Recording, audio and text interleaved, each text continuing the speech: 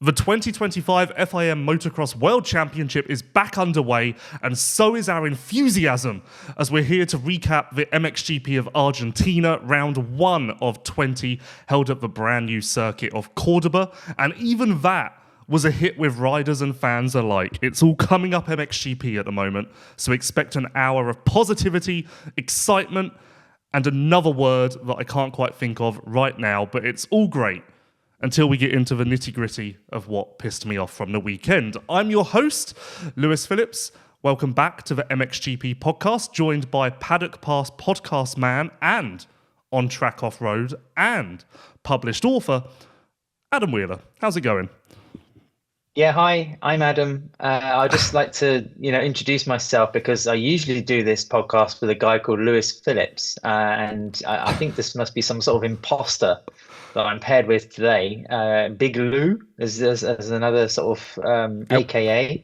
I suspect it might be your kind of alter ego because I just don't recognize this. I don't know, this sort of load of enthusiasm and positivity in front of me. I don't know what's happened to me. I don't know if Dan Luongo spiked my drink somehow, but we are in. I actually meant to discuss this with you pre-show, so we'll do it here. We call this the MXGP podcast show. Yeah. It dawned on me that the word podcast and the word show are effectively the same thing. Therefore, the word show is redundant. So I was thinking of just calling us the MXGP podcast. Yeah, I mean, shows a little bit, tightens the definition a little bit more, doesn't it? Because essentially we have two forms of our broadcast. We have the video, which is, quite expertly done by yourselves, and then also the audio version. True. So I don't know. What do you call it? I guess it'd be more of a show if there was more. I feel like it's almost calling it the MXGP podcast. I feel like the word podcast and the word show are almost identical. But you're right. The word show indicates that this isn't interviews, this isn't whatever else, this is showtime. And I think that 99.8% of people probably wouldn't give a shit, Lewis. No, it's true. But the other thing as well, I do fear that we're going to talk about the Grand Prix of Argentina and the first of 20 GPs in the FIM, MXGP series, and neither of us were there. What does that make us? Does it make us a couple of YouTube flunkies that are just like trying to cast hot takes on something that they didn't see? Or do we actually offer some value because we do have vague connections to the paddock? Well, allow me to build myself up and knock myself down in the same sentence here. So bear with me because it's going to sound like I'm blowing myself, but then we're going to get to the... I've attended 8 rounds of Supercross this year. Boots on the ground. I genuinely feel as though I know more about what happened in Argentina than the entirety of those 8 rounds purely because of our connections. Oh wow! Okay. Okay, maybe that's a bit of maybe that's too far. Let's say the last 2 rounds. But my point is, the information I've gained from Cordoba is of a greater magnitude. Well, my first reaction to that is, what the fuck are you doing for 8 rounds? I don't. No, you know how it is. Like we have very tight, close-knit relationships in MXGP. You must feel the same. I'd imagine that MotoGP, boots on the ground, it's still hard to get your foot in the door, and like it's a little more corporate. And even being at an event is sometimes harder to get the scoops because maybe it's a bit more cloak and daggers, whereas I just text 2 riders and said, I'm just starting the podcast. What pissed you off from the weekend? And here I am. No, I can't. I don't think you can beat being on the ground. It's just invaluable. Even though MotoGP is pivoting a little bit because now they've restricted access for permanent media to places like the pit lane and the service road, which, even the pit lane you could argue for from a safety point of view. But then, it's also kind of like a strange place to network because everything's quite sort of locked away and confidential. So if you want to talk to a mechanic from Aprilia, then your best chance of seeing them is while you're wandering down pit lane before a session begins, and you can have a chat and just, ask a couple of questions. Otherwise, you have to invade like a pit box and everybody's looking at you and says, what are you doing in here? Or you have to arrange like a specific kind of interview. So you do have those sort of barriers and hoops to jump through in MotoGP, which is now a little bit trickier. But MXGP, of course, is far more accessible, but I think you're far more connected than I. Certainly last weekend, because I was in a completely different time zone. It was horrendous, being in Thailand. But yeah, I guess those connections do give the podcast some validity. So we are justifying ourselves off the bat of the show. And I guess it's an appeal for people that may be checking out for the first time that, we're not just looking at a TV signal and thinking, yeah, we know everything. Yeah, I'd like to just quickly retract what I said, and maybe it was too far for me to say that I learnt more about Argentina than my 8 races in attendance. Maybe I'm just too positive. I've bought into this too much, but you're right. I would have really liked to be in Argentina. And of course, nothing replaces being there, and full transparency, neither of us were there, but we wouldn't be doing this unless we felt like we had something to offer. And for now, at least, we have connections. As our connections move on. Yeah. Well, there's only one big reason why I'm doing this show, Lewis. Because I'm enthusiastic? No, because of the person who won. Okay. Oh, do we get into that now, or should we set the scene a little bit? Well, first of all, I need to thank Polosport and ProX for their support of the 2025 MXGP podcast. No, that's too blunt. The 2025 MXGP podcast show. So thank you to those guys for coming on. And yeah, let's set the scene, because once again, I've been inundated with messages and comments saying those idiots are in front. How could they turn their back on a place, a setting, a track like Villa La Angostura for the barren landscape of Córdoba? So once again, I will reaffirm that we lost Villa La Angostura, or Neuquén, as most people would probably know it as, Neuquén. I'm just glad it's gone for that reason. Because the land was sold for property development. So I would presume at this point there isn't even a track there. And we're moving on. So it's never coming back. It's dead. It's over. Let it go, to be blunt. It's like the Losail International Circuit in Qatar. It's been tarmacked. And the Losail International Circuit in Qatar will always hold a special place in my heart. But I was thinking about this. Who is living at Villa La Angostura? Because for where the track is, and we're now in the weeds already, but who cares? The track is almost in a hole. I don't know what you'd call it, but it's not. It's like you have to drive. Okay, here's a better way to illustrate it to the listeners. To get into the track, you had to drive down a steep dirt track, and then you ended up in this pit. So it seems like it was inconvenient. It was just housing.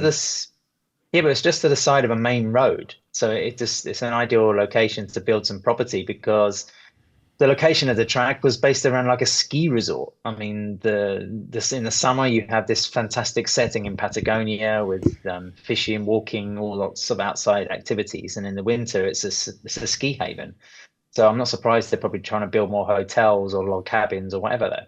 Okay, fair. But once again, similar to when we went to Villa La Angostura for the first time in 2015, prior to our arrival there, fans online were criticizing in front because the photos of the track, the spy photos, if you will, weren't so glamorous. Why are we going overseas? Why are we going to Argentina? And Villa La Angostura proved us wrong, or proved those naysayers wrong. Once again, photos of Cordoba surfaced. Why are we going there? It looks terrible. This is a disaster. In front don't know what they're doing.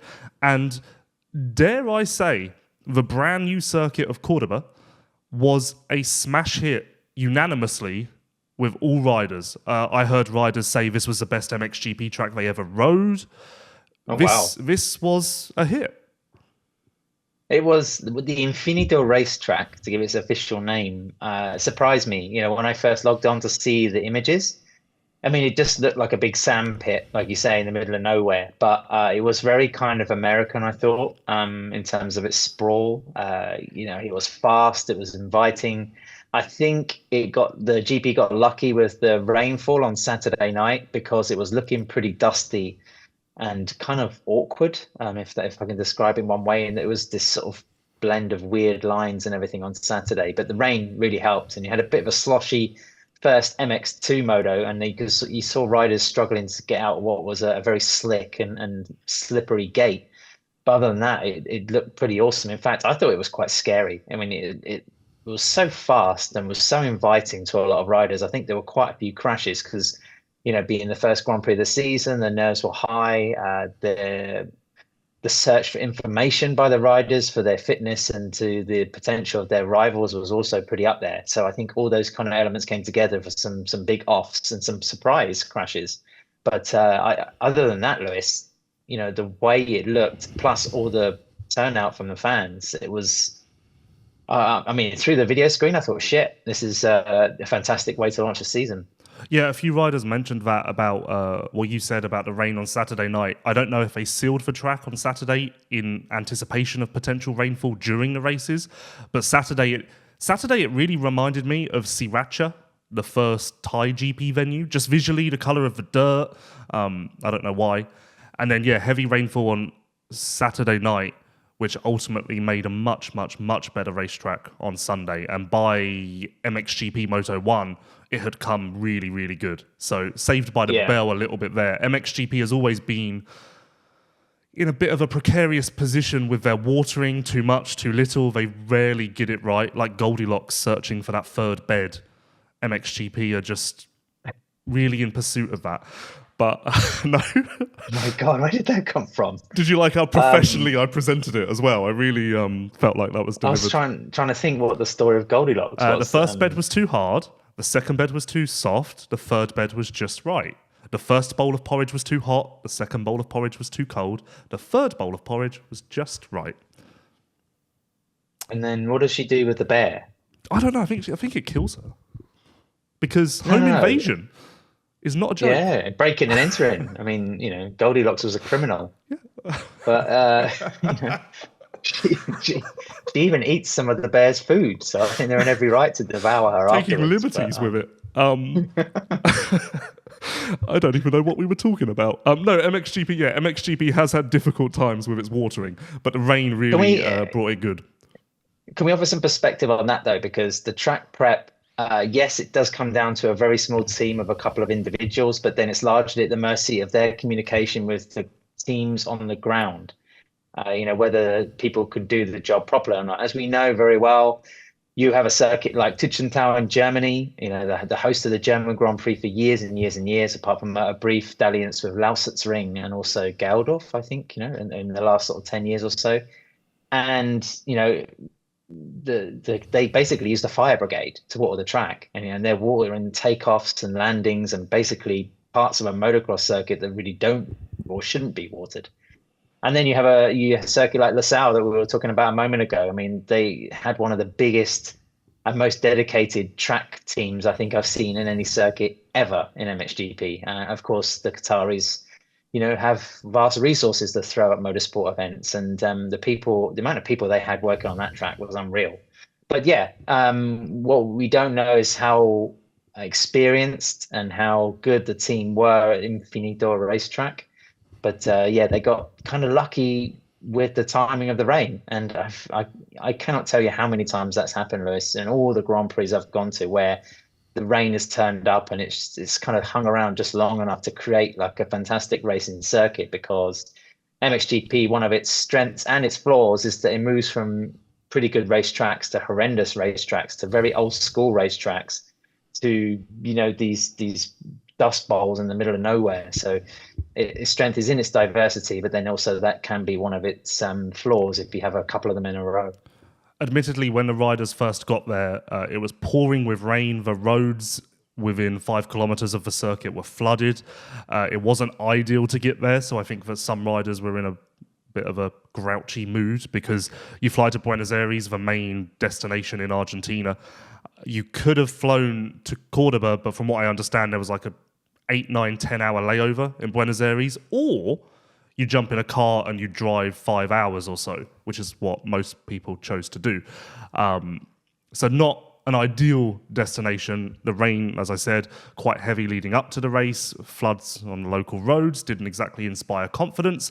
A few hotel issues, riders running taps and brown water coming out, etc., etc. But we got there in the end. And my final note on Cordoba is, from the pictures on TV, I presume that the crowd was smaller than Villa La Angostura. But everyone I've spoken to has said it was absolutely bigger, and it was just because the landscape was more vast, which still I struggle to believe because I really feel like it looked smaller, but I guess not. I thought it was bigger. I Oh. thought it looked bigger, but then also the circuit has that kind of similar trick to like Pietro Morato in Arco di Trento, where the fans are all packed into pockets around certain parts of it, and it looks incredibly busy at Arco. But then, we know the circuit is minuscule and it could probably fit about 5,000-6,000 people tops. But, I thought the turnout by the fans, as we know, the Argentinian fans are just mad for motocross and motorsport generally. And the biggest attendance I ever saw at Nelkiem was 2015 when Villapoto was riding. That was the inaugural Grand Prix at that location. But, I think the official figure I read at the bottom of the press release for last weekend was 55,000. Now, we know we have to take basically a vat of salt with any of those official figures, but if you do kind of count them in the realm of possibility, then that's over 2 days. 25,000 twice, then that looked like it could be somewhere near reality. Yeah, and you mentioned 2015 was our first visit to Argentina. That actually means that Cordoba was our 10-year anniversary of Argentine Grand Prix. And actually, answer me this as well, because you're smarter than I am. I presumed, or no, I think I Googled it at some point. Argentinian is not a word, it's Argentine or Argentine. Argentine, but I think both is applicable, right? Oh, okay. Well, I've seen a lot this weekend of like team PRs, etc., saying Argentinian Grand Prix, and I'm like, I don't think that's a word, but who knows? Yeah, anyway. It's the Argentine Grand Prix, or the Argentine fans, but you can say Argentinian, I think. Okay, I just wanted to clarify. We're 16 minutes in, and we haven't even discussed the racing yet, which is great, I think, the beauty of this podcast. No, we set the scene. Yeah. We set the scene. That's good. I like it. So, despite what some journalists, or wannabe journalists, said, Tim Gajser did not dominate proceedings. It was not a washout. It does not appear that Tim Gajser is going to win the championship by May, etc., whatever that idiot said. Is the story here that Tim Gajser lost the Grand Prix or that Maxime Renaux won the Grand Prix? Maxime Renaux won the Grand Prix. That was pessimistic of me, wasn't it? Well, Tim had a very Tim Grand Prix, didn't he? The starts weren't great, but the riding was predictably reliable and strong, and he made his way up to the podium and banked the points. So I thought it was maybe we could have expected a bit more, but I thought that, both Febvre and Renaux, from what I saw anyway, were riding fantastically. Okay, they had a couple of close escapes. Renault's sort of off-track excursion, I think in the first moto where he grabbed a handful of throttle on the downhill. That was incredibly lucky that there wasn't a photographer or someone watching just off the track there, because it would have been a horrific smash. But I think an indication as well as to how rough and kind of technical it was also shown, when he jumped across the finish line, winning that second moto, just the way the bike was kicking through those kind of, bumps after the landing. I thought, Jesus, it was a stark reminder of how brutal that track must have been physically. Not to circulate away from Renaux, but you mentioned Gajser's starts, and I believe somewhere I saw him say that his starts held him back. I disagree with that slightly, because in the qualifying race he started right with Renaux and actually went backwards, and in each moto I believe at the end of lap 1 he was 5th, which, okay, Renaux and Febvre were ahead, but if you're starting in 5th place you can win from there. You're not starting in 13th. So although yes, track position wasn't ideal, but he's got a whole season last year of fighting against Prado, who is one of the best starters we've ever seen in Grand Prix. And Prado would be gone. He would have won the moto by the second lap. So he knows he can't afford to start 5th, even though Prado's not there. Do you think that's actually, could that be a bit of PTSD from the Prado era? Actually, Gajser can move from 5th to 1st now, but he gets to 5th and he presumes that it's a Prado-like situation and it won't be possible, so almost hunkers down into salvation mode. Salvage mode? Why did I say salvation? Yes, yeah.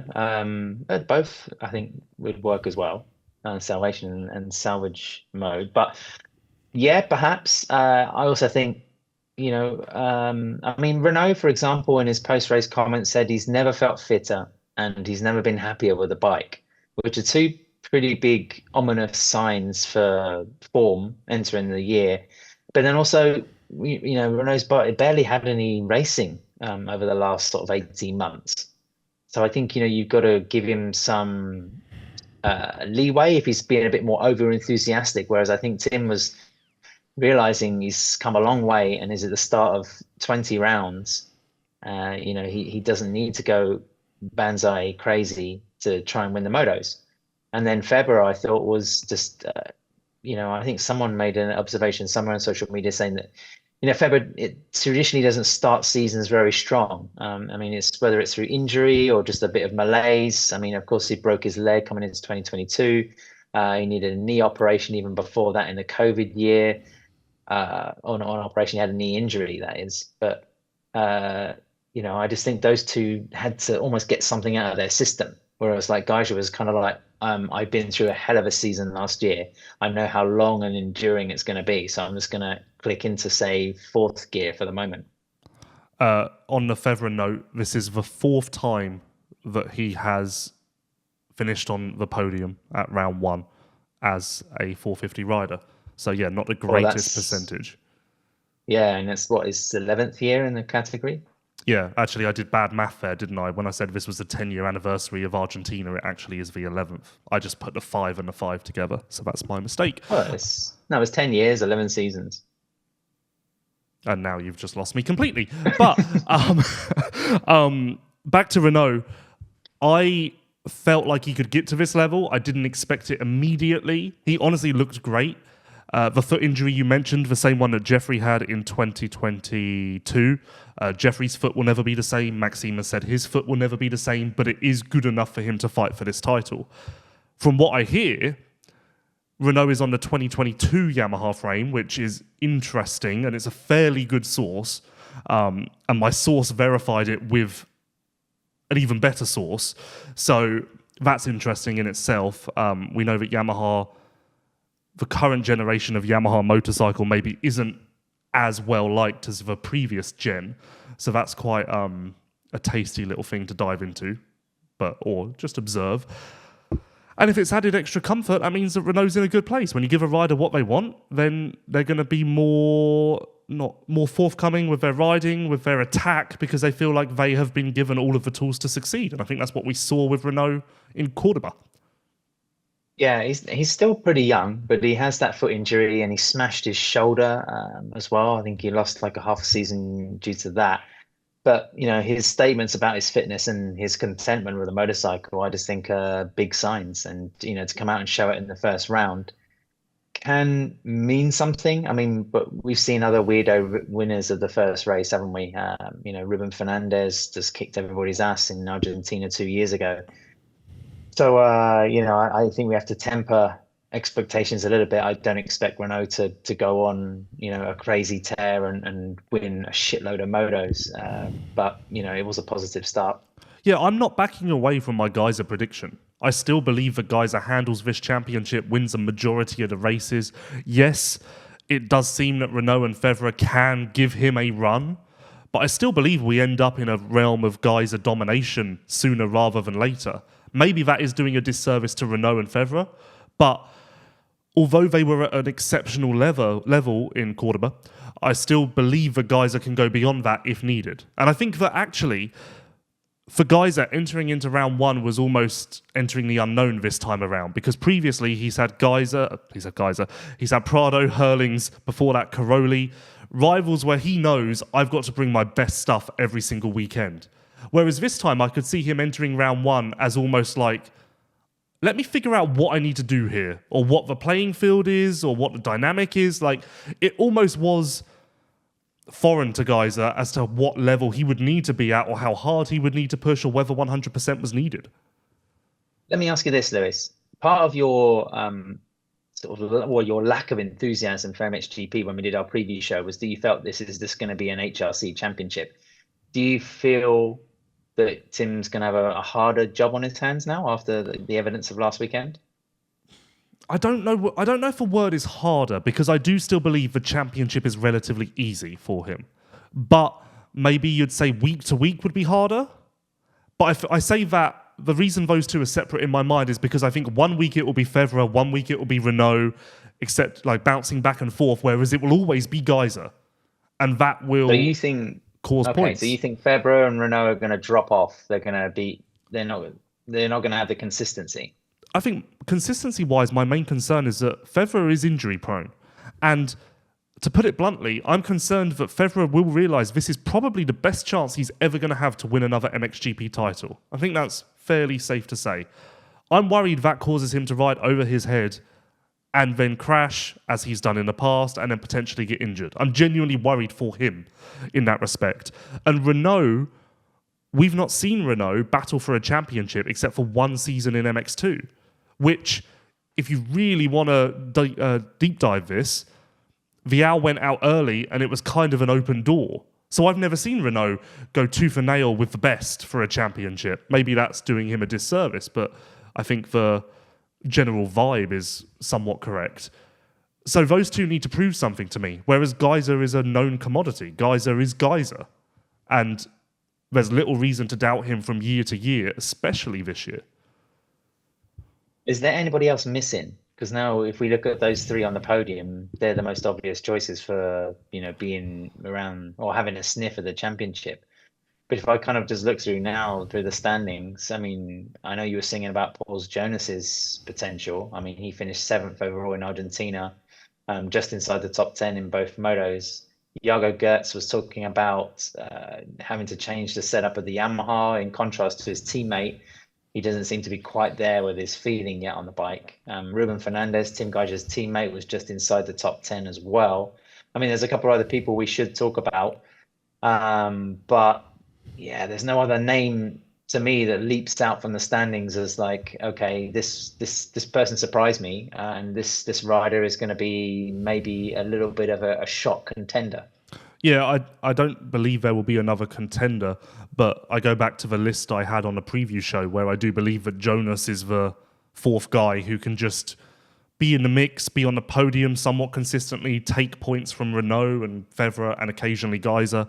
I think that he'll be there, but to be honest with you, I think Cordoba was quite sobering for everyone except for the podium stars because, yeah, the level is high. And actually, I clarified with a few riders whether the level was as high as Prado Jeffrey time, and they said, yeah. I mean, naturally they would, because if they say no, they're doing themselves a disservice and almost making their own results seem worse.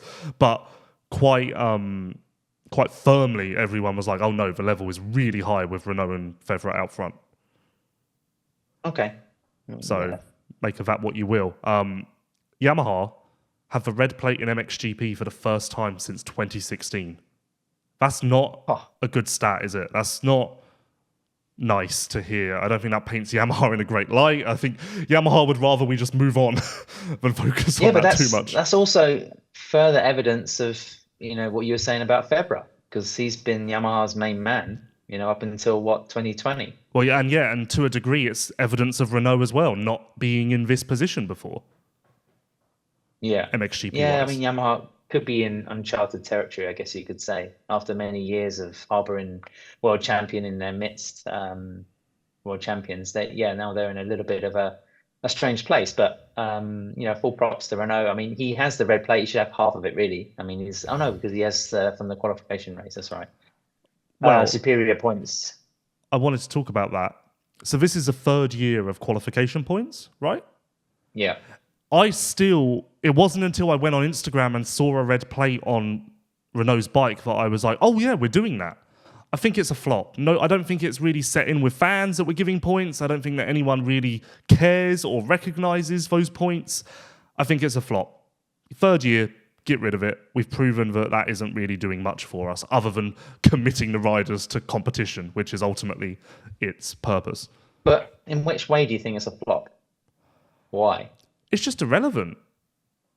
It's just there's championship standings at the end of a Grand Prix. I mean, if anything, it's a bit like you say, it's a reminder. It's like, oh, okay, that guy's just gone 1-1, but he's actually 4 points behind still.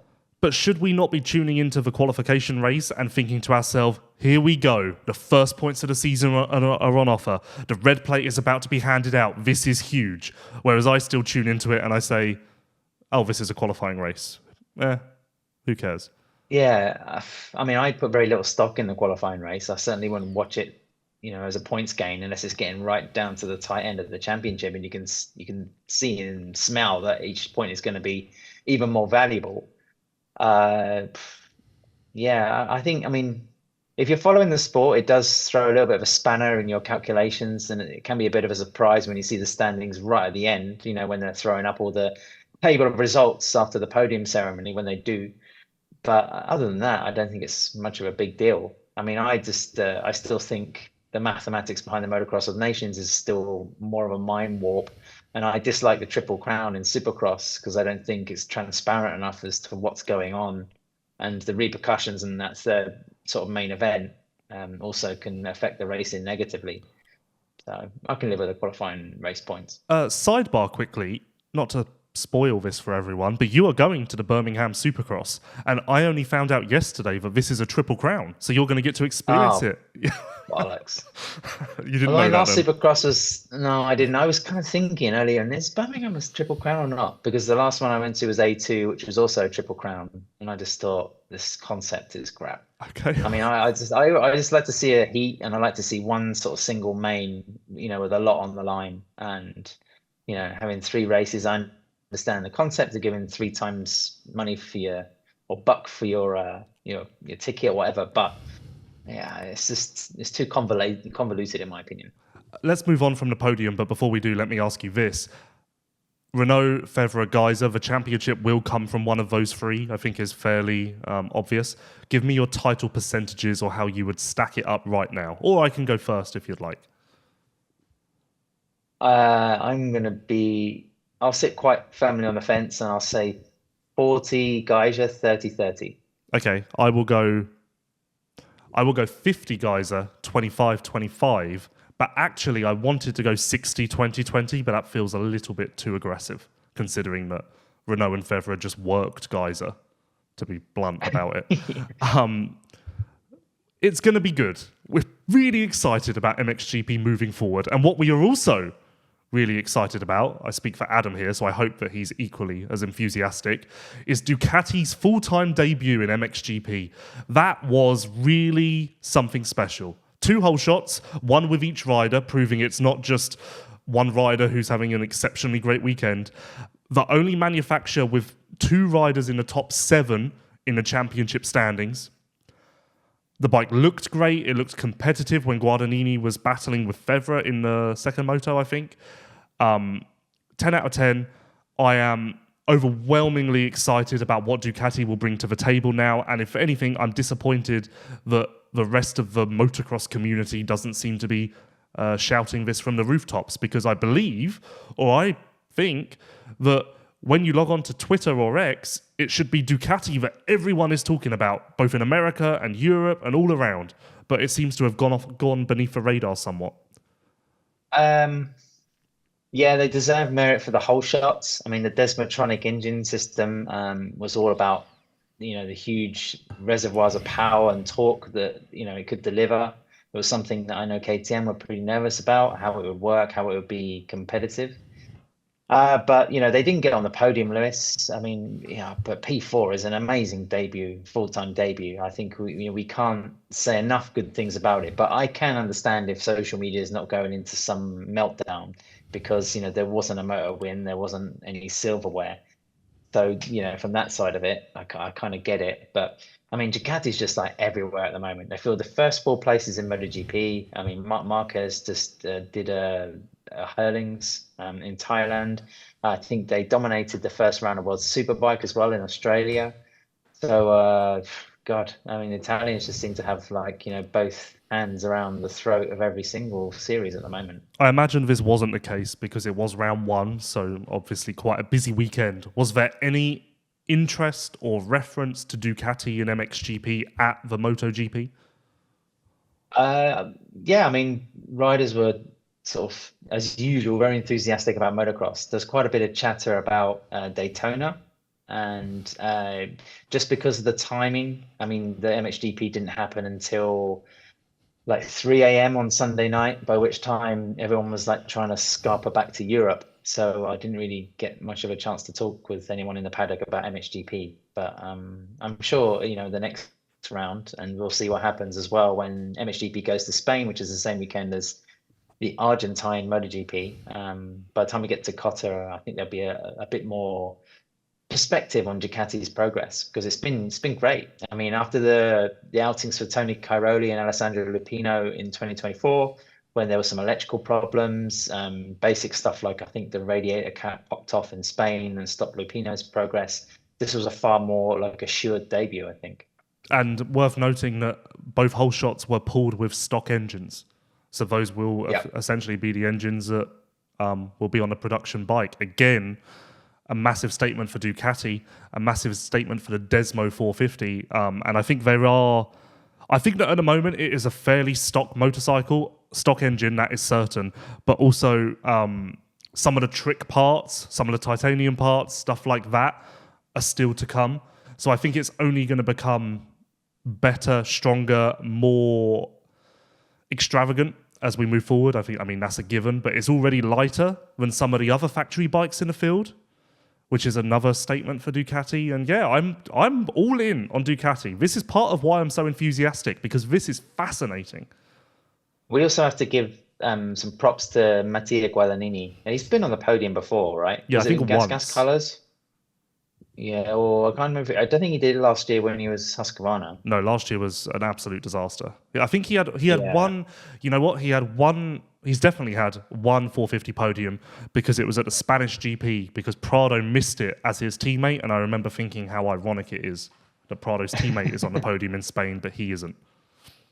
I mean, and Guadagnini's quotes as well post-race very much about how he's still working his way back to race fitness after his injury problems. So that's quite exciting as well, because, you know, Mattia, I thought, was a fantastic 250 rider. Certainly Italy's brightest talent for a couple of years. Alberto Ferrato had a bit of bad luck with injury. I remember Thomas Travasini saying that Ferrato was the rider that carried the most corner speed, but you know, had his bumps in the career road. But Guadagnini as well has had his own share of adversity, Lewis. But he was kind of the successor to Tony Cairoli. Now you could say there's a couple of other Italian kids in MX2, you know, Zanchi and Latta, who look like they're going to be on fire as well at some point. Even though Latta was a bit disappointing, I thought, in the MX2 GP in Argentina. But yeah, Guadagnini, let's keep an eye on him. Yeah, and let's be honest, Guadagnini's career was hanging in the balance. He certainly wasn't a hot commodity. In fact, talking to people last year, he held out on signing the Ducati contract, wasn't exactly forthcoming and jumping at the opportunity. And I know a few people said to him, like, you need to sign that, otherwise your career may end here, because you're not getting another ride. Like, I think there was some quite frank truths with him, because, and truth be told, if Ducati weren't coming into the sport until 2026, I don't know who Guadagnini's riding for right now. It really was a lifeline, an Italian lifeline for an Italian rider. And also, I want to give props to Jeremy Seewer, who I, of course, know very well, so I can watch his riding and see where he's at. And all I want to say is that I saw a Jeremy Seewer in Argentina that I never saw on the Kawasaki once. And that in itself is something that's positive. And that's exactly what I texted him after the race. I said, I don't even care about your results. You looked like Jeremy. And that's enough for me. And he somewhat agreed. Yeah. Oh, absolutely. I can't read that much into his riding style, but you know, the body language, I think, you know, just seeing some of his social media stuff beforehand, and like you said at the top of the section about Ducati, Lewis, the bike and the combination of the gear and everything looks mint. I mean, it's really impressive. It's eye-catching. And DC shoes, which is the most random occurrence in the history of the sport, but all power to them. Just looking at some other MXGP notes before we move on to MX2, I actually wanted to give Coldenhoff some props, because I was impressed. Not that I expected him to be worse, but I was more impressed with his staying power, because I feel like Coldenhoff just never really gets worse or never really struggles. He just comes out each year, no matter what the competition is, and does the same thing. And that is worthy of some props. Was it to do with the nature of the terrain, or just the fact that Glenn's obviously fit and we know that he's one of those riders that when all the circumstances are good, then he's in podium contention. So I just wonder what place is he in? I mean, it's the second year with Fantic. Yeah. For some reason, I've been struggling with that as well because I feel like Wilvo have been Fantic for a long time, and it almost feels unnatural that it's that recent. But yeah, I will go for option C. As we have seen, Coldenhoff can show up at important events such as the Motocross of Nations, and I feel like round one has that sort of feel. And that's why I think maybe he showed up. But I think that he will be this consistent force. I don't think this changes. What isn't good about Coldenhoff is the font of those Fantic, number plates is just horrific. Oh my. The font is... I've never seen anything like it. So if they could fix that, that would be great. Because then I have no complaints. You're not a fan of the designer involved with Fantic, are you? No. I mean, after the moon landing livery, it's... the best way I can describe it, and I've not heard this referenced since I was like 5 years old. Bubble writing. That used to be a thing, didn't it? Yes. Okay, bubble writing. That's what the font is. Did he spell Lewis Phillips with like a little round ball as well? Right, okay. Yep, bubble writing. You know what? Maybe I'll bring it back. Maybe that'll be all my articles from now on. Lucas Coenen, so have you seen the scans? No, but I saw all the conspiracy thoughts and theories when he's turning up for pre-GP PR wearing a long sleeve top and gloves. Like he's about to go out into the snow and build a snowman. Yeah, I don't know Okay, so I've got a gripe with Coenen. He's not revealing what the injuries are exactly, which is fair enough. But if you're going to go down that road, you can't post on Instagram every hour saying nothing is impossible, I am a fighter. You can't do that. Pick a lane. You're either going to hide the injury and stay quiet, or you're going to tell us about the injury and shout about it. You can't take the props for riding with an injury without telling us you're injured. You can't have both. This isn't fantasy land here, Lucas. Why did he do it? Was he scared that he wasn't going to pass some? No, he was scared he was not going to pass a medical check or something. Oh, you think it was more like that? I just presumed that there must be some sort of health benefit to having them covered and compression shirt and all of that. No, I guess if he's had surgery or he's had treatment, then you're not going to be wandering around with. I mean, you can wander around with bandages, like thin bandages on your wrists, but I just wonder why not tell everyone? I mean, you can clearly ride the motorcycle. Yeah, and you know what? Luckily, I've seen the scans, so I can confirm that there are injuries there. Because otherwise, right now, we'd probably be saying, I wonder if he's really hurt. Could he really do that well if he's hurt? He should shout about it because this would be an incredible accomplishment. Massive jumps, fast track, with 2 wrist injuries, because as you said last week, it is more wrist than arm. Yeah, this is incredible. Just tell us. Don't lie. And don't try and take the props of I am a fighter. Why are you a fighter, Lucas? Tell us. You know what? I may even just barrage him with comments on Instagram saying, what do you mean? What are you talking about? Why are you fighter? Just shit result. 6th. I thought you were going to win. P6 was really good. I thought, 6th place, he should be happy with that. Yeah. I mean, even if he was fully fit, I think your MXGP debut, that's not too shabby. No, but I take it back. I think he can get in that podium mix once healthier. He is going to... Saturday was quite worrying, and I felt like it was a wasted trip to go to Argentina.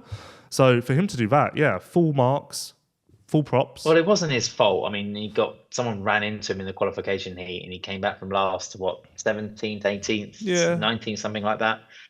I mean, that tends to happen, doesn't it? And that'll probably happen to every single rider in the top 10 of the standings at some point this year. But I thought 6th place was, pretty good coming away. I mean, what was it? Like a 7-8 in the motos. It wasn't too bad. Okay, so we need to move on. So I'm going to put a stick in some of my talking points, but I do want to give... Let me ask you. I mean, Paul's Jonas was 7th, okay? And then we have Jago Goetz in 8th, Andrea Bonacorsi in 9th, and Ruben Fernandez in 10th.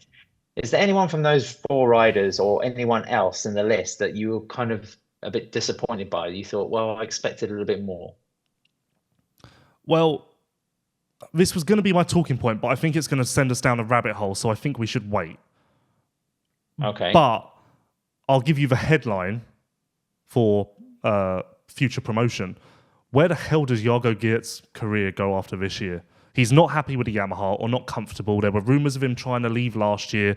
The results haven't been there since he got on a 450 full time. This year is going to be a slow rebuild, I think, and deservedly so because of the injuries. I don't know what rider we're left with at the end of this year. That was going to be but I think that's too long. So we'll move on.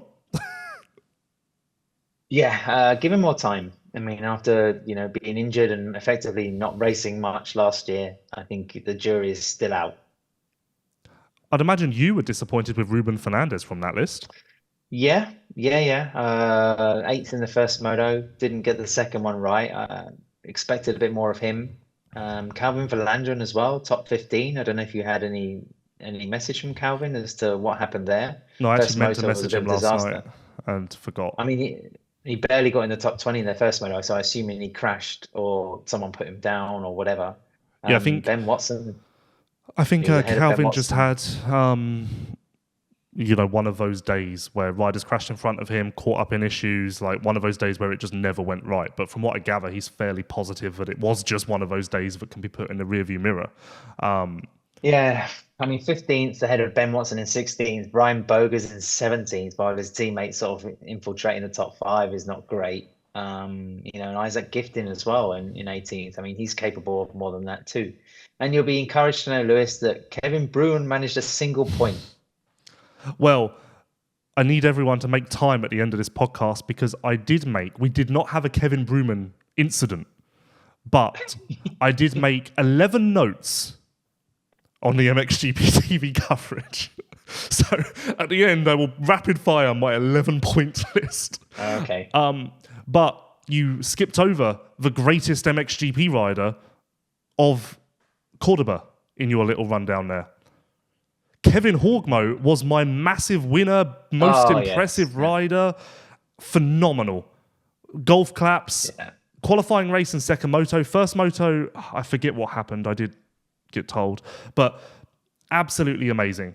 And in the opposite vein to Jago, I'm very excited to see where his career goes because he's a Sandman, so he should be better at other venues. I would argue that this isn't necessarily a Horgmo setting. And do you want to know what Horgmo uses? ProX/ProX. He would call it ProX because he is European. But you, no matter where you live, European, American, it doesn't matter. You can call it what you want.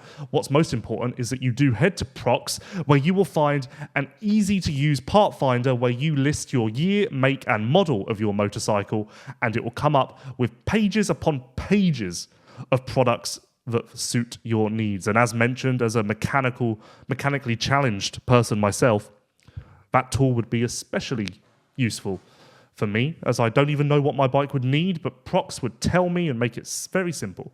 So thank you to ProX for coming onto the podcast this year, and congratulations to Kevin Horgmo, my rider of Argentina. Oh, wow. Okay. I wouldn't say rider of Argentina, but yes, he deserves credit. It was a good performance. And just so everyone knows, he didn't put it on Instagram for some reason that I don't know, but Ben Watson didn't have a back brake in the qualifying race or the second moto, so to come from like 30th or wherever he was to 15th, I think, in the second moto is actually quite good without a back brake. So we're positive there as well. I don't think I've been negative yet, but just wait until I get to my 11-point list. MX2. And to be honest with you, the overarching theme that I have from MX2 is that... Oh, Simon. I actually forgot about that, but now you've made me negative. But before Simon,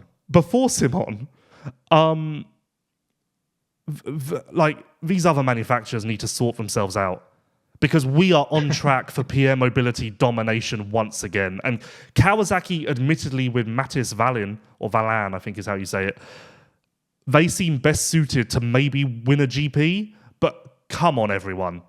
You can't let this happen again. The PR Mobility Group swept the top 4, and if Adamo hadn't had a bike problem in Moto 1, then they probably would have swept the top 5.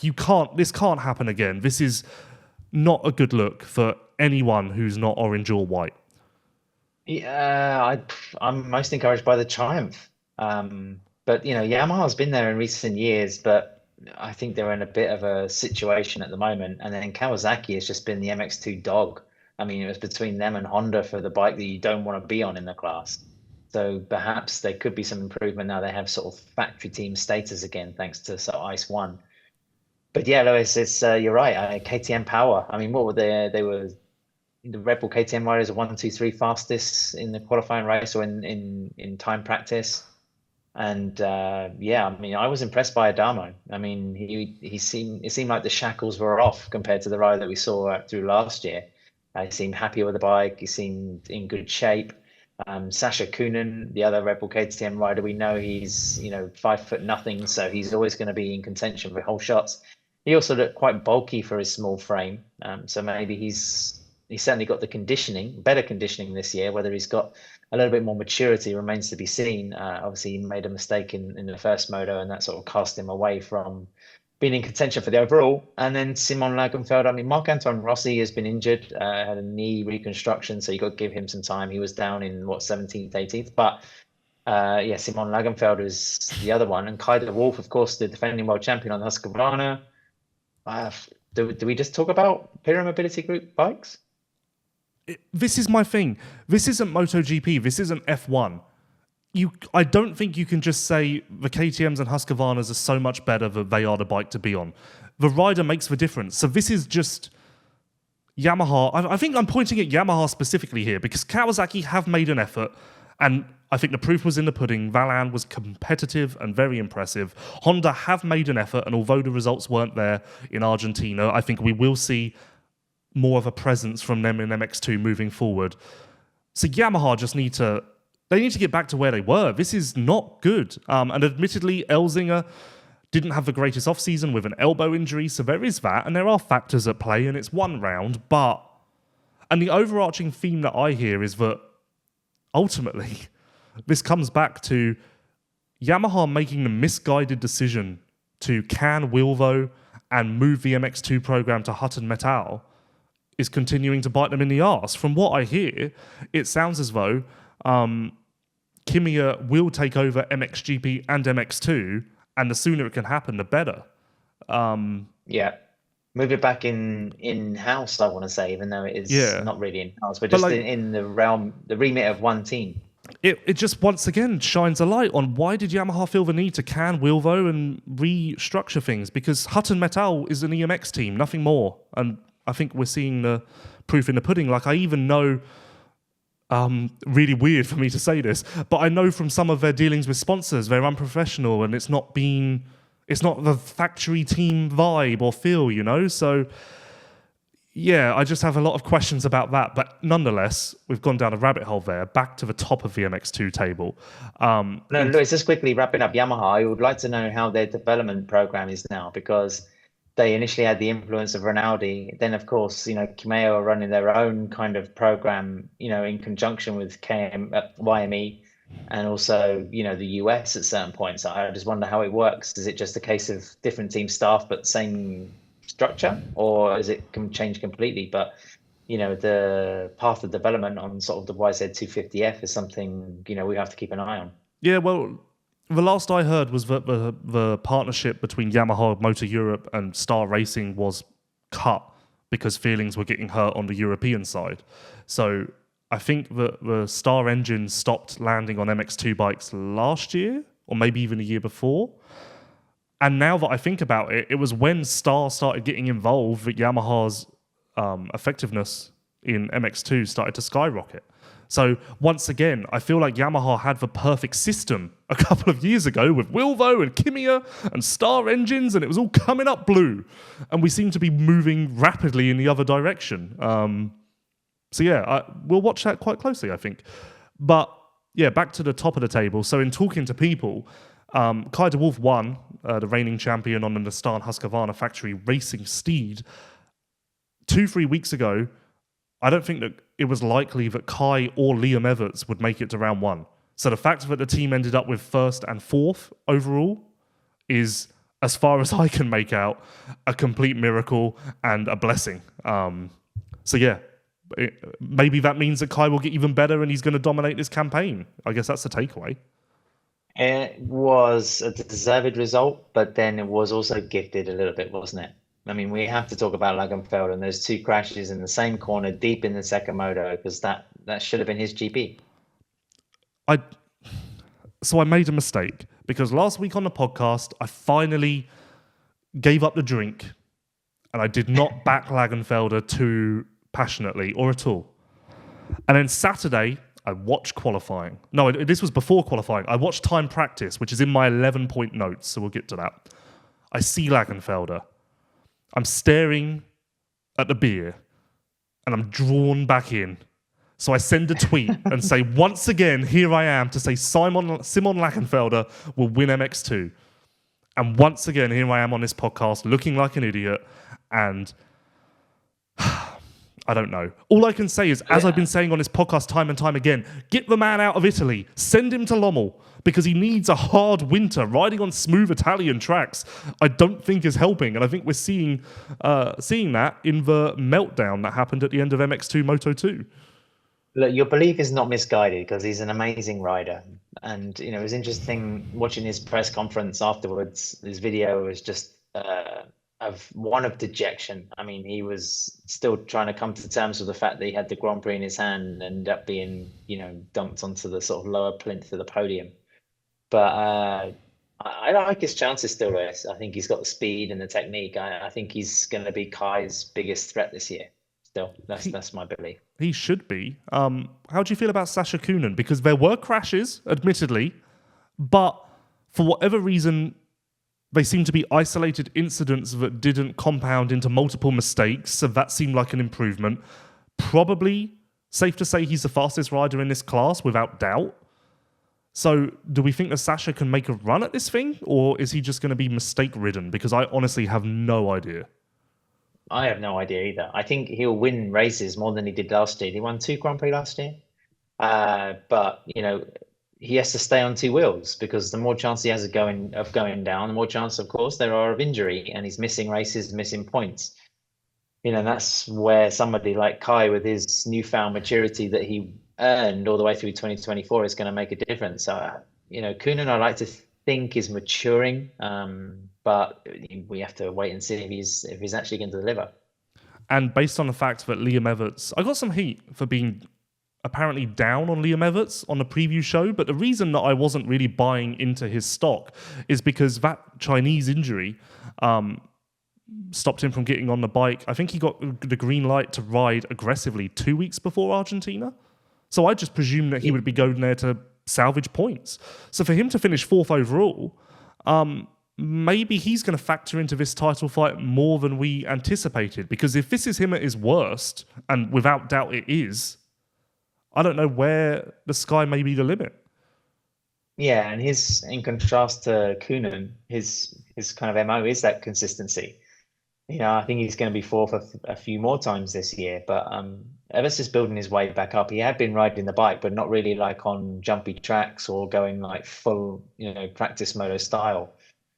But yeah, I mean, I don't know whether it was 2 weeks beforehand where he finally got the nod to just, go full in again. But yeah, I was impressed as well, Lewis. And I don't think you should be ridiculed for being too tough on him because he simply hadn't ridden or raced since that sort of very serious injury in China.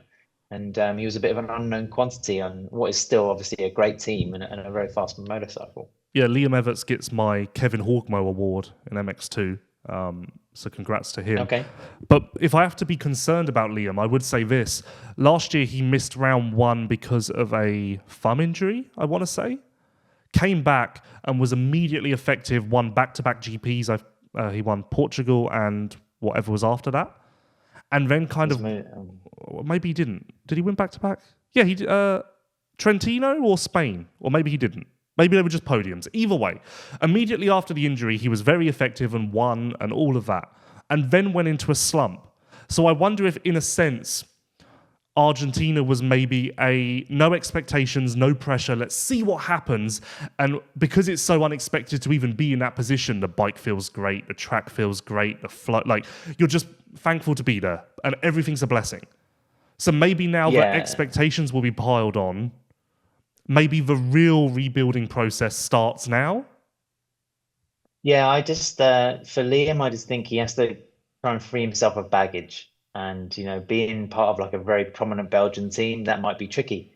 But yeah, Lewis, if he can, I mean, we know he's made changes. He's kind of, he's got his own apartment. He's changed his race number. They can't get more symbolic than that.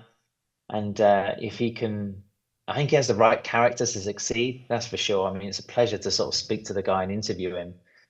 But fitness is going to be the thing because it sort of ruined 2024, and he's building slowly into 2025. But he could be sort of like, when we talked about Längenfelder and De Wolf, I think he's, if we're going to pick a cliche, the sort of the dark horse, really. I'm really glad that he finished fourth in the first race because that means he's not far away.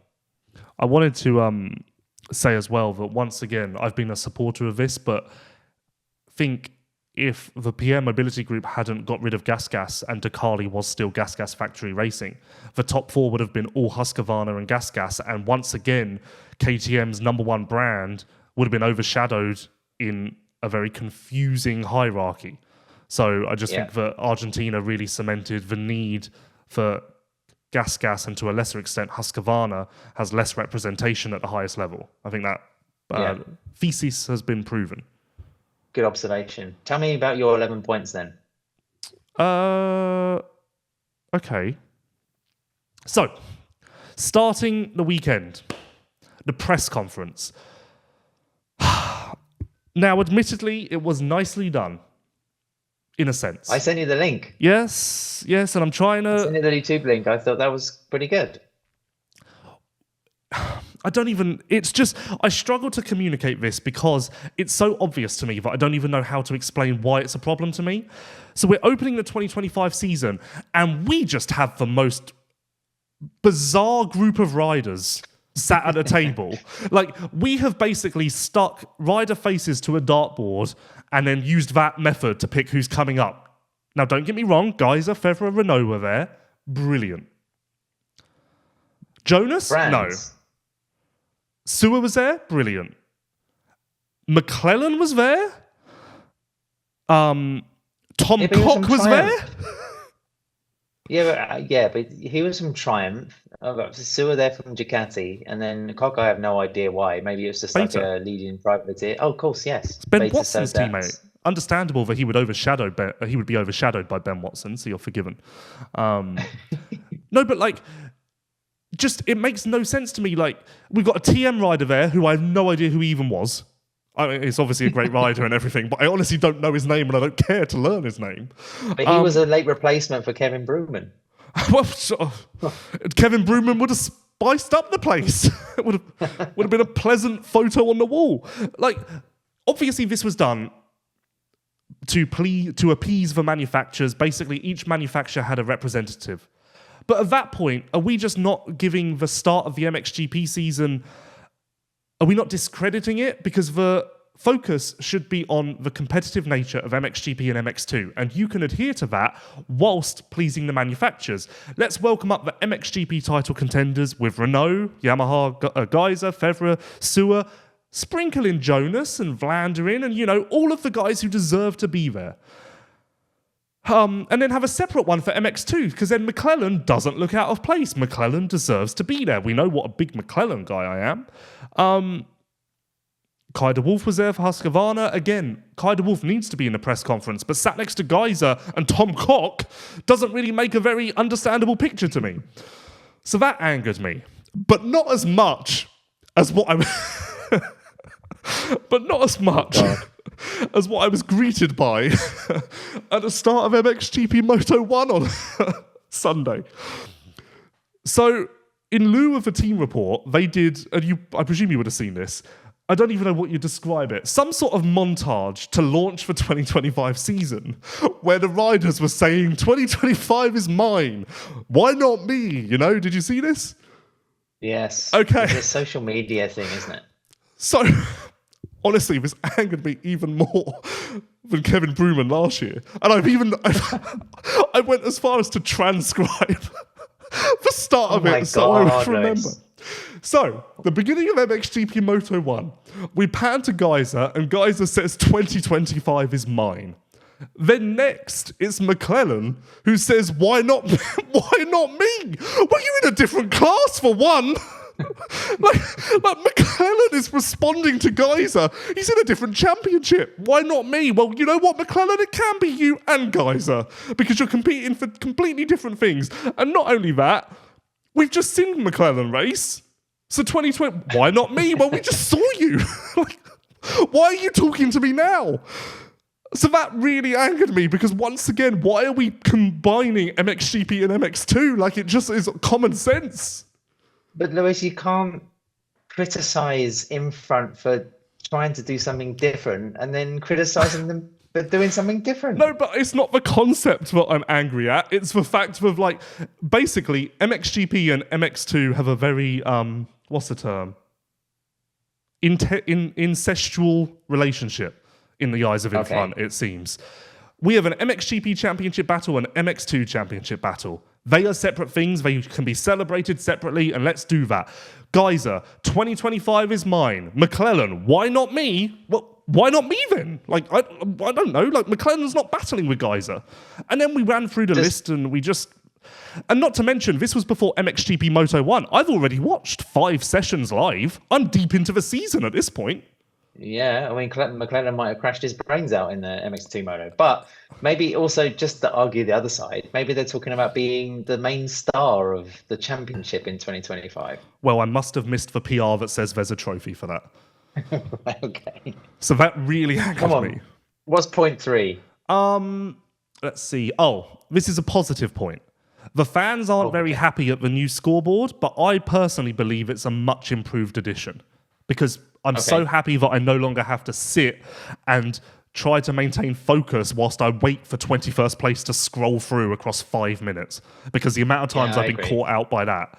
A lot of fans... Yeah, it's an upgrade. It's an upgrade. A lot of fans say that they can't figure out who's who because it's just first initial and then first 3 letters of the second name, but come on, we can figure that out. And the rider numbers are there. I need to look at how they do it in Supercross because I guess they have full names. So I guess there are ways to improve it, but this is already a massive improvement, and I was very happy to see that Infront did that. Yeah, I agree. Based on the previous complaint, I was also impressed that they managed to keep the MXGP and MX2 results separate because I was alarmed, thinking that we may just have the MX2 Race 1 results and they just throw Gajser in there saying, why isn't this mine? Now, in a similar vein to Kevin Bruman last year, MXGP Moto 1. And just to clarify, I'm a massive Lars van Berkel fan. Love Lars van Berkel. Great guy. Friend of mine. Love Lars van Berkel. Got all the time in the world for him.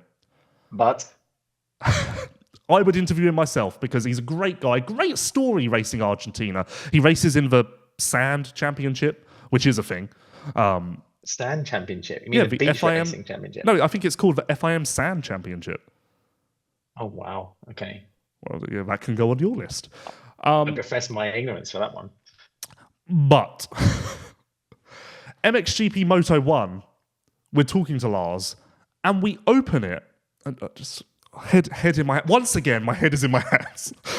At this point, Positive Lewis had not yet been found. It was more of a come-to-Jesus moment after the race. Lisa Leyland opens the interview by saying, last year you brought a present for me. Do you have one this year? We're at the start of the season. How's your winter prep been? Why are you here? Let's talk to Gajser. Let's talk to Renaux. Where's my present? Like a meeting with fucking Santa Claus. Where's the human side? I know, and I get that, but it's just not the time. Once again, it's not the time, Adam. Like, tell me about Gajser and Renaux. I know, but you can say, yeah, Tim, how you doing? How was your winter? It was great. I was flying at my test track. Okay. Do you know what I mean? Hi, Ben. Do you miss I'm Lewis? Being contrarian. Like, if we're going human. I agree. I'm just playing devil's advocate here. I do not have an issue with Lars being interviewed. It was just the fact that we started by talking about presents, and I felt like I was watching a chat down a pub rather than preparing for the most poignant moment in my MXGP season. Okay. Next. Actually, I've just realised my 11-point notes, some of them were just notes for the podcast, such as Ducati's running standard engine. Ferrato was sick and then injured his knee in the second moto. Yamaha's first red since 2016. Oh, I did have this, actually, for you. And I think Roger Harvey listens to this podcast, so maybe he can help me out. HRC and MXGP has always been called Team HRC. HRC in America has always been called Honda HRC. Fair? Okay, really? Wasn't it called American Honda? Well, American Well, Honda since HRC got back involved, it's been called Honda HRC. But in Europe, it's always Team HRC. Yes. Yes. Okay, take my word for it. Okay. I noticed that on like the team PR and stuff, that the MXGP side have now adopted Honda HRC as their name, and I don't know why that would be. Okay, maybe it's to make it more uniform. Yeah, I don't know. Because I've researched this before because this is a type of absolutely bizarre stuff that I care about. In America, it's because HRC is involved, but also Honda North America. So the Honda in Honda HRC represents Honda North America's input, proving essentially that it's not just a HRC team out of Japan. So I don't know why the Honda name would be there in MXGP. Because they're two different groups, aren't they? I mean, HRC is the racing division of Honda. So like you could justify it like that. But even though it doesn't make much sense. Maybe it's it's just a general brand thing as well. Because let's say you don't own a motorcycle, you're not into motorcycles, someone takes you to a supercross race and you see this, amazing Australian kid riding for HRC and you think, what's that? What does HRC mean? Whereas if you see Honda, then you might, they make cars, or they make my lawnmower. I mean, that kind of stuff. Yeah, I would bet if you go back over this podcast, we always refer to Gajser as Team HRC. So actually, Honda never got a play or a mention in our description of Gajser. So maybe that's it. And then finally, did we ever get to the bottom of the Claudio De Carli shirt gate? Well, yes. Again, I asked Pit Byra in Thailand, and Claudio De Carli was supposed to be like a kind of director of motocross, if you like, for the Pira Mobility group. To all intents and purposes, he still has a senior management role, but he's just changed the shirt. And Pit himself, and also his road racing number 2, the equivalent of Robert Jonas, Jens Heimbach, was also wearing Red Bull KTM attire in Thailand, whereas before they've been wearing more kind of like these managerial neutral white shirts. So I think it's just while we're seeing KTM's coming back and the orange coming back more prominently in all racing series, it's the same for the clothing of the management. Okay, so as far as we know, Claudio is still in his firm senior management position within Austria. He runs his team. So you're just talking about De Carli? Yeah. Claudio De Carli is responsible for the Red Bull KTM Factory Racing De Carli team. But that wasn't his job, was it? When he was promoted, he was meant to oversee Husqvarna, GasGas and KTM. So that is a demotion. I don't know where the boundaries are, but I don't think he was overseeing the other brands. He was definitely overseeing the race teams because Rasmus told me that. Right. Okay. So maybe there has been a demotion. Anymore. Okay, so look at this. Going back to the start of the podcast, crack journalism from us as a team. For the backstory for this, I spotted that Claudio was wearing a KTM shirt rather than a neutral shirt. So I sent Adam a message, and then Adam in Thailand went and spoke to Pit Byra. So the coverage of this story stretched from, where was I? Daytona to Argentina to Thailand. And also, but the thing is, I think Claudio De Carli, of course, listeners might remember him being the guy who signed Tony Cairoli and, pretty much marshaled one of the most dominant eras in motocross World Championship racing. That kind of director role was installed around the pandemic time, I think, or just after the pandemic. So I think, there was good intentions there, but logistically it was difficult to work it out. But when I spoke to Pitt, he didn't seem to indicate that Claudio had been demoted in any way at all. And the operational side of the team, I think all the legwork is done by Claudio's son Davide. Yeah, I mean, he's the de facto team manager, whereas I suppose you could say Claudio's more team principal. And the reason we're going on about this is because, of course, they're marshalling the Coenen's career, and also Simon Längenfelder, and they won 2 world championships with Jorge Prado, so they're not a team to be sniffed at. Yeah, and for context, Davide De Carli took over the team manager role because his father Claudio was promoted to in-house at PR Mobility, so that's why he's actually in that role. So if Claudio can't go back to that role because his son replaced him.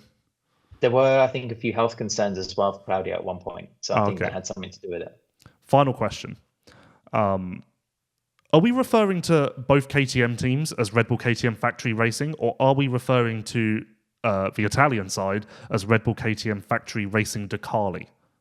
Yeah, they're both that, and you just stitch on De Carli to the Italian one. If you want, I mean, there are differences there. I mean, they race, for example, in Fly, whereas Red Bull KTM Factory Racing is Alpine Stars and has been for many years.